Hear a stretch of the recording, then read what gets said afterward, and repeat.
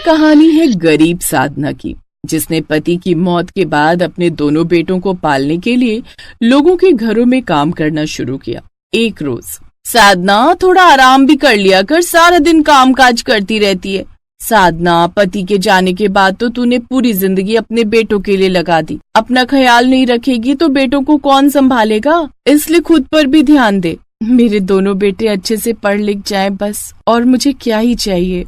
साधना अपने दोनों बेटों को पढ़ाने के लिए खूब काम करती। अपने बेटों का खर्चा उठाने के लिए वो लोगों के घरों में खाना बनाने का काम करती। एक रोज उसकी मालकिन, साधना तू किसी अच्छे हलवाई को जानती है? वो क्या है ना, परसों मेरे पोते का मुंडन है तो 200 लोगों का खाना बनवाना है। अरे तो कौन सी बड़ी बात है मालकिन, ये काम मैं कर लूंगी। क्या तू 200 लोगों का खाना अकेले बना पाएगी?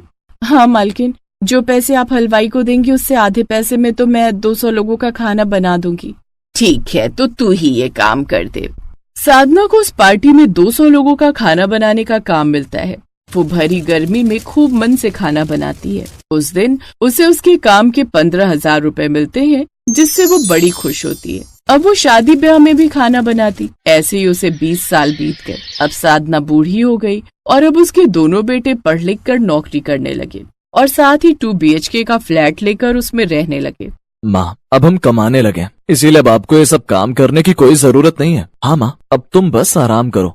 अच्छा, ये बात है। अगर अपनी माँ को आराम ही देना चाहते हो तो अब इस घर में बहुएं ले आओ, ताकि मुझे भी इस घर गृहस्थी के काम से थोड़ा आराम मिले। दोनों बहुएं आ जाएंगी तो ये गृहस्थी उन्हें सौंप कर खुद आराम करूंगी।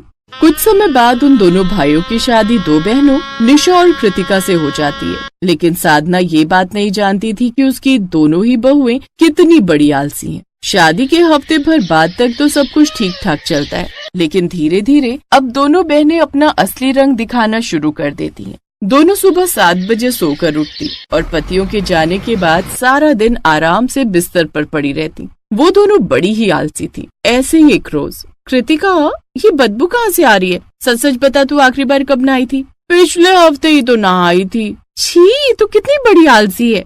खुद को देख, तू बता कब नहाई थी? मुझे भी हो गए होंगे 4-5 दिन, लेकिन तेरी तरह 1 हफ्ता तो नहीं हुआ ना। क्या करूँ, इतना आलस आता है कि नहाने का मन ही नहीं करता। वो तो अमर जी को दिखाने के लिए मुझे बाथरूम में जाना पड़ता है, लेकिन पता है अंदर जाकर मैं नहाती नहीं हूँ, बल्कि नल ऑन करके सो जाती हूँ। सेम यार, कल तो सौरभ जी भी बोल रहे थे कि कहीं से स्मेल आ रही है। मैंने बोल दिया एक चूहा मरा पड़ा है कमरे में, उसी की स्मेल होगी। फिर जल्दी से मैंने परफ्यूम लगाया, तब स्मेल आनी बंद हुई। वैसे एक बात कहूँ, मुझे तो परसों की टेंशन सताई जा रही है। परसों की? क्यों, क्या हुआ? परसों इतने सारे गेस्ट आ रहे हैं घर पे। सौरभ ने अपने सभी दोस्तों को हमारी शादी की पार्टी देने के लिए बुलाया है। हाँ, अमर का भी यही हाल है, उन्होंने भी बुलाया है। अब बताओ, इतने सब लोगों के लिए खाना कौन बनाएगा? मुझे तो सोच कर अभी से चक्कर आ रहे हैं। सच कहूँ तो मेरा तो बीपी बढ़ने लगा है। 2 रोटी बनाने में तो हमें मौत आती है और ये पूरी बारात का खाना बनवा रहे हैं। यही सब सोचकर दोनों बहनें उदास हो जाती हैं, क्योंकि दोनों एक नंबर की आलसी थी। 2 रोटी तो उनसे बड़ी मुश्किल से बनती थी। लेकिन तभी साधना मंदिर से लौट आती है और उनका उदास लटका चेहरा देख वो उनसे पूछती है, क्या हुआ बहुओं, तुम दोनों इतनी उदास क्यों हो? फिर दोनों उसे सारी बात बताती हैं। बस इतनी सी बात? तो इसमें उदास होने वाली कौन सी बात है? ये तो मेरा मिनटों का काम है। बस तुम मुझे बता दो खाने में क्या क्या बनाना है, मैं सब बना दूंगी।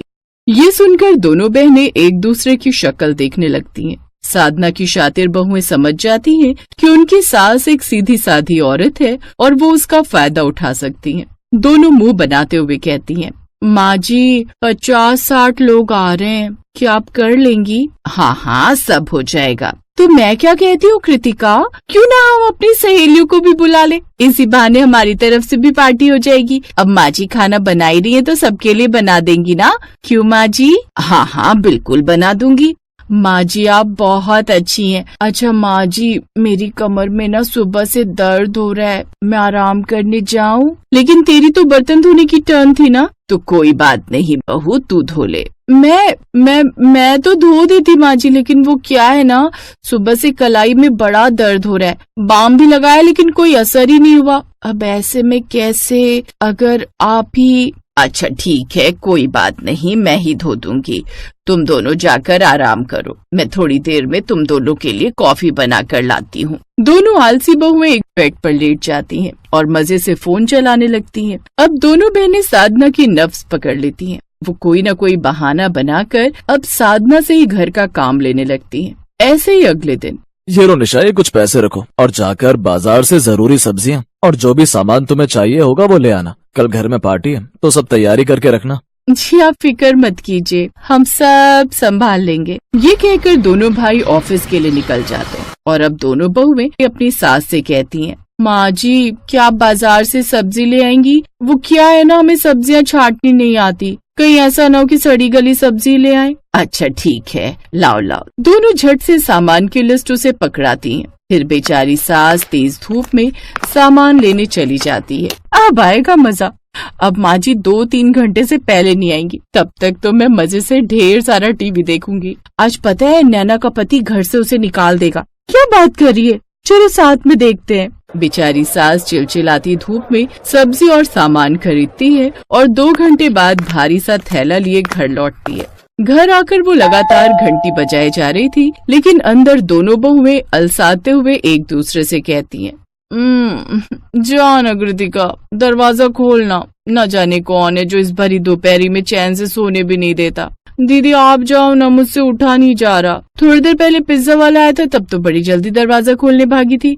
हाँ तो मैंने कौन सा अकेले ठूसा है, आपने भी तो खाया है और आपने ही कहा था कि कौन दिन का खाना बनाए, ऐसा कर पिज्जा ही ऑर्डर कर ले। फिर कृतिका जैसे तैसे अलसाते हुए दरवाजा खोलने जाती है। अरे माँ जी आप, ओहो वो माफ करना, पेट में दर्द था ना, इसलिए दरवाजा खोलने में देर हो गई। पेट में दर्द तो तूने दवाई ली या नहीं? जी खा ली। साधना थकी हारी अंदर आती है। खाने में क्या बनाया है बहू? बड़ी तेज भूख लगी है। माँ जी मैंने बताया ना, हम दोनों के पेट में दर्द था, इसलिए हमने कुछ भी नहीं बनाया। अभी भी ठीक नहीं हुआ है दर्द, इसलिए आप अपने लिए कुछ बना लीजिए, मैं आराम कर लेती हूँ, शायद ठीक हो जाए। दोनों बहुएं अपने अपने कमरे में आराम करने लगती हैं और बेचारी सास उस दिन भूखी रह जाती है। अगले दिन उनके घर पार्टी थी। दोनों बहुएं अपने मेकअप और ड्रेस की तैयारी में लग जाती हैं और साधना अकेले ही सब काम करने लगती है। माँ जी अगर सब हो गया हो तो मीठे में गुलाब जामुन रबड़ी खीर भी बना लीजिएगा, और हाँ खीर में केसर डालना मत भूलिएगा। हम तब तक तैयार हो जाते हैं।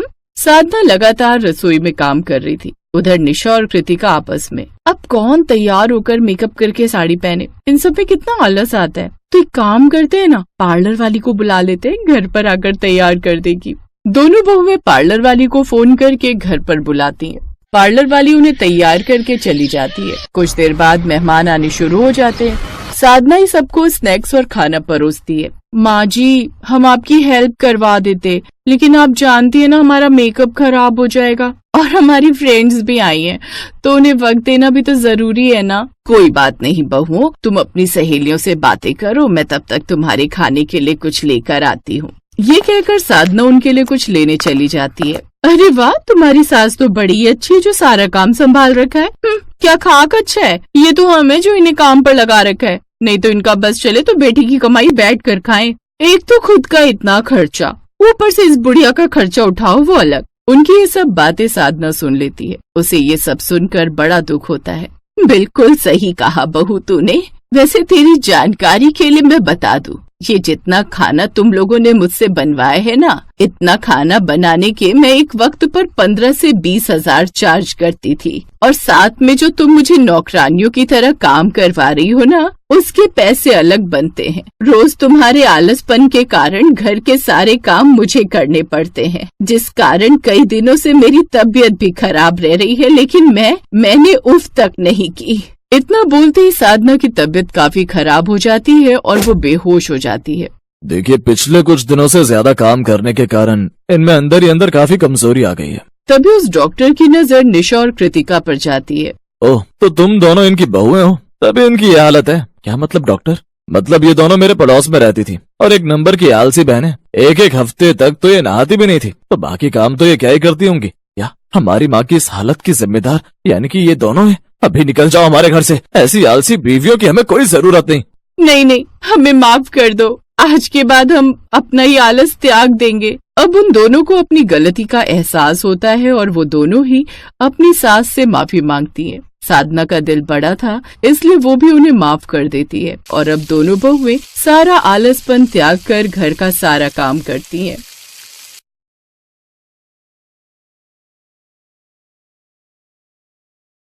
दीनापुर नाम के गांव में आशा नाम की एक बूढ़ी औरत रहती थी, जो कि बहुत ही खड़ूस थी। उसके परिवार में उसके अलावा कोई नहीं था।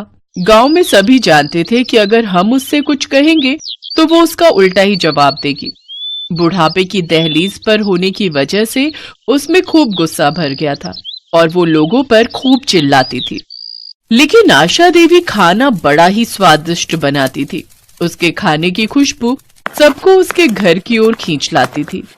एक रोज, अरे वाह, इस मटर पनीर में से बड़ी ही अच्छी खुशबू आ रही है। आज तो भरपूर मटर पनीर खाऊंगी। आज तो दावत है मेरी। अम्मा, आज क्या बना रही हो? बड़ी ही अच्छी खुशबू आ रही है। तू क्या करेगी जानकर, हैं? और क्यों आई है यहाँ? माँ ने ये दूध भिजवाया था। उनके हाथ से आपका दूध गिर गया था ना। अच्छा ठीक है, चल जा अब यहाँ से। रेनू वहां से चली गई। उस दूध को देख आशा ने सोचा, मटर पनीर के साथ मैं खीर भी बना लेती हूँ। आज मीठे में खीर खाने की बड़ी इच्छा हो रही है। अब खीर बना रही हूँ तो साथ में थोड़ी पूरी भी निकाल लूंगी अपने लिए। वैसे भी तो कभी कभार ही पकवान खाने को नसीब होते हैं। लेकिन मावा तो है ही नहीं खीर में डालने के लिए। आशा देवी मावा लेकर घर लौट रही होती है, तभी उसे बिरजू मिलता है। क्या बात है काकी, मावा? लगता है आज कुछ खास बन रहा है घर पर। सुना है बड़ा ही स्वादिष्ट खाना बनाती हो तुम। अरे कभी हमें भी अपने घर पर बुलाया करो। क्यों? वो अपनी लुगाई को जाकर बोल, मैंने क्या तेरा कर्जा लिया है जो तुझे बनाकर खिलाऊं? हाँ? कुछ देर बाद आशा देवी घर पहुंचती है और खीर में मावा डालती है, जिससे उसके घर से खूब अच्छी अच्छी खुशबू आने लगती है। वो खुशबू सूंघकर उसकी पड़ोसने किसी न किसी बहाने से उसके घर आती हैं, लेकिन आशा देवी बिना किसी को कुछ दिए ही वहां से भगा देती है। जब सारा खाना पककर तैयार हो जाता है तो वो अपने लिए थाली में पकवान डालती है और खाने के लिए बैठती है। लेकिन तभी उसे याद आता है, हे राम, इतनी बड़ी गलती मुझसे कैसे हो गई? भला मैं राम जी को भोग लगाना कैसे भूल गई? राम राम राम राम, मैं अभी भगवान को भोग लगा कर आती हूँ। आशा देवी जब भी कुछ अच्छा बनाती तो भगवान को उसका भोग लगाने मंदिर जरूर जाती। उस रोज भी वो एक थाली में भोग निकालकर मंदिर चढ़ाने ले गई। क्या बात है काकी, आज क्या भोग लगाने आई हो भगवान को? आज पकवान बने हैं तो सोचा भगवान को भोग लगा दूं। भगवान के साथ साथ कभी ब्राह्मण को भी भोजन करवा दिया करो।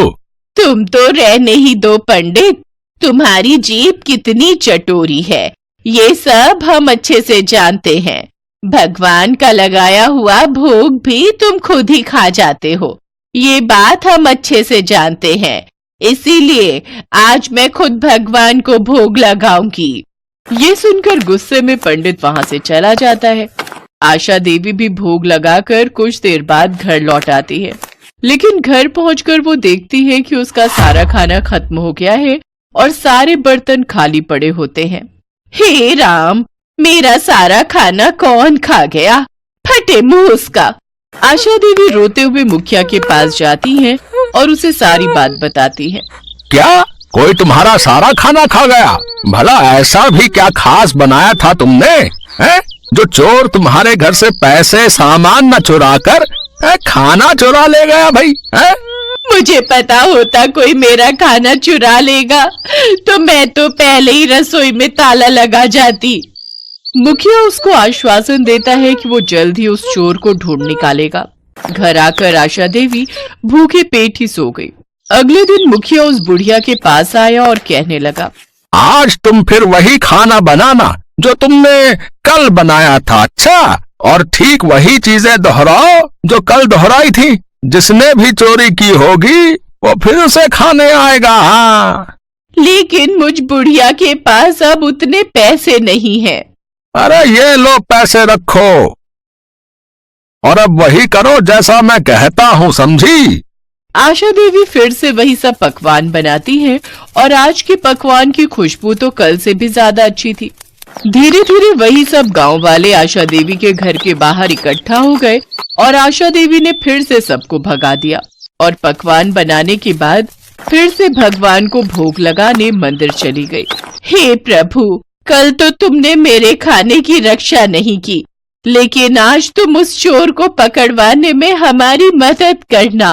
मंदिर में आशा देवी भगवान से प्रार्थना कर रही होती है कि तभी दूसरी तरफ चोर मुंह छुपाए आशा देवी के घर में घुस आता है। फिर जैसे ही उसने खाना शुरू किया वैसे ही मुखिया ने उसे दबोच लिया। तभी आशा देवी भी मंदिर से आ गई। आशा देवी उस चोर के मुंह से कपड़ा हटाती है। वो चोर और कोई नहीं बल्कि मंदिर का पंडित ही था।